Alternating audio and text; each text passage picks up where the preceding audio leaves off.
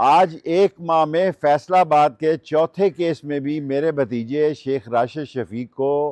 عمر ایوب اور شبلی کے ساتھ 10 سال قید سنائی گئی ہے، جو کہ ظلم ہے، ایک پیٹرن رکھ دیا گیا ہے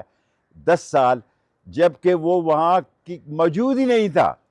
اور ہم نے بحث ہی بھی نہیں کی، ہمیں مطلع بھی نہیں کیا گیا،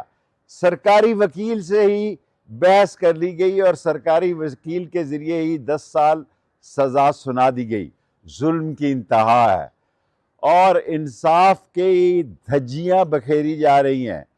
انصاف کو نیلام کیا جا رہا ہے، انصاف کو ٹکے سیر بیچا جا رہا ہے۔ خدا زندہ ہے، ہم نے خدا کو حلف دے کے یہ کہہ سکتے ہیں کہ راشد شفیق نے کبھی فیصل آباد گیا ہی نہیں، اور آپ نے 40 سال 4 کیسوں میں 10 سال کی قید سنا کے، شرمناک قید سنا کے اپنا منہ کالا کیا ہے۔ آئین، قانون اور انصاف کی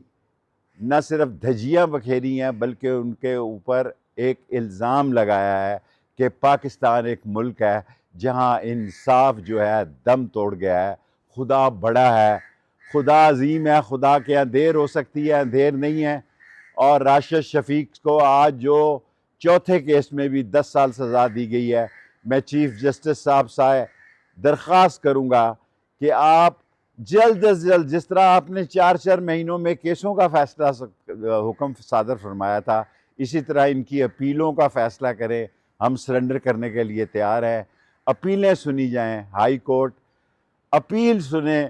کہ سچ کیا ہے۔ ایک بندے کا وجود ہی نہیں ہے فیصل آباد میں، اس نے فیصل آباد کبھی زندگی میں دیکھا ہی نہیں ہے، اس کو آپ نے 4 کیسز میں 10 سال 4 مرتبہ سزا سنا دی ہے اپنے سرکاری وکیل سے اجرا کر کے۔ یہ ظلم ہے، زیادتی ہے،